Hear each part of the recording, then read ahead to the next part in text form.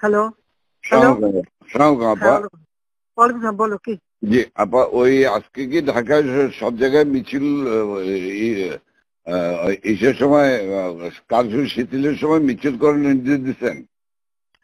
না, মিছিল না, যদি ওরা নামে টামে আমাদেরও প্রেজেন্সটা থাকা দরকার ওইভাবে।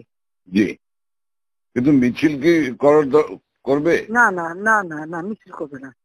তাহলে মহানগর থেকে নির্দেশ দিয়ে দিয়েছে সব ওয়ার্ডে সব জায়গায় মিছিল করার জন্য, তাহলে এটা বন্ধ করাই না? দাঁড়ো দাঁড়ো দাঁড়ো, ওদেরকে কে বলছে মিছিল করতে? ওদেরকে মহানগর থেকে বলছে। মহানগর যে বলছে, তো মহানগরে কেউ না কেউ বলছে তো। জি জি, সেটা একটু জিজ্ঞেস করো তো। জি, আমি জিজ্ঞাসা করছি, আমাকে মোহাম্মদপুর থেকে ফোন করলো, মোহাম্মদপুর আদাবর থেকে, যে আমাদের মিছিল করা অর্ডার করেছে। উত্তর থেকে কাদের ভোলার কাদের ফোন করছে। ভোলার কাদের তো একটা মিথ্যে কথা, ওর কথা কই না তো, ও খালি জি আপা, জি আপা, ওটাই জানো না, ও সবসময় কিন্তু মিথ্যে কথা কয়। আপা তাহলে আমি একটু খবর নিয়ে আমি মির্জা আজমকে জিজ্ঞাসা করি। হ্যাঁ, মির্জা কে বলছে কি, যদি ইন্টেলিজেন্স বা এদের থেকে বলা হয় করতে পারে যে আমাদের প্রেজেন্সটা থাকলে ওরা নামতে সাহস পাবে না, এটা সাপোর্ট হবে। জি, এটা হতে পারে, বাট তাহলে তোমাকে একটু জিজ্ঞেস করে নিতে হবে। আমি ওদেরকে হেল্প করার জন্য হতে পারে, কিন্তু মির্জা আজমকে জিজ্ঞেস করে যে মির্জা আজমকে কে বলছে। জি, জিজ্ঞেস করে আমার জানাও। আমি জানছি। আর আপা ওই যে তালিকাটা তৈরি করতে বলছেন, একটা তালিকা তৈরি করছি, তা আমি রেডি হয়ে গেছে, আমি আপনার কাছে আজকে হ্যান্ড ওভার করবো, আপনি পিএমও থেকে ফেরার সময়, বুঝলে? হ্যাঁ ঠিক আছে। আর আপা একটা বিষয় একটু বলি, আমু ভাই 14 দলের মিটিং ডাকছে তার বাসায়, তো আমি যাব, আমাকে যেতে বলছে। যাবা? আচ্ছা যাও। জি, কারণ সেদিন তো এটা খুব আমাদের ভালো হয়েছে, ওদেরকে ইনভলভ করে যে করলাম না, নাহলে তো মানে এটা একটা বিশাল কাজ হয়েছে আপা। এবং তাদেরকে ওই সময়টাই কারফিউর কথা সিদ্ধান্ত নেওয়ায় ব্যাপারটা খুব ওভারঅল হয়ে গেছে, খুব ঐতিহাসিক ভালো কাজ হয়েছে। ওই তাদের গিয়ে একটা মেসেজ দিচ্ছে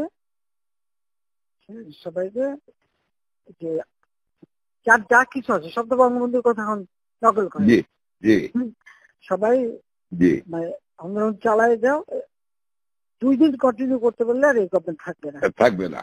জি হ্যাঁ, তো এটা সে সবাইকে বলছি। এখন তো তোমার আমি একটা কথা বলি, তোমার এই যে বিহারি, তুমি আমাকে যেটা বলবো সত্যি কথা বলবো। জি, তোমার ওই মোহাম্মদপুরে যে বিহারি পড়ছিল, ওদের ভূমিকাটা কি? ওদের ভূমিকা ভালো আপা, শুধু এখানে সেন্টু কমিশনার আছে একটা, এই যে কালপিট জাতীয় পার্টির, হ্যাঁ, ও একটা কালপিট, ওর সঙ্গে কয়েকটা ছেলে আছে জাতীয় পার্টির সঙ্গে, ও তো ওই এলাকার কাউন্সিলর, ওর কাছ থেকে বেনিফিট নেয়। এই গুটি কয়েক ছেলে, ধরেন 15-20টা ছেলে, তারা সব আমাদের সেন্টু হলো সমস্ত রুট, মানে রুট অফ অল ইভিল। ওটাকে ধরাবো, ওটাকে ধরবে। আর এছাড়া আমার মোহাম্মদপুরের সব ঠিক আছে, শুধু পল্লবীটা ডিস্টার্ব। আজকে ওরা সব ক্যাম্পে নিয়ে পল্লবী সব নিয়ে মিটিং করতেছে। ওই নাসিম আলীর ছেলে হারুন, ও চলে আসছে রংপুর থেকে, ও চলে আসছে, ও মিটিং করতেছে আজকে, আইসে ও স্টেটমেন্ট করবে একটা। আমি বলছি তোমরা স্টেটমেন্ট করো,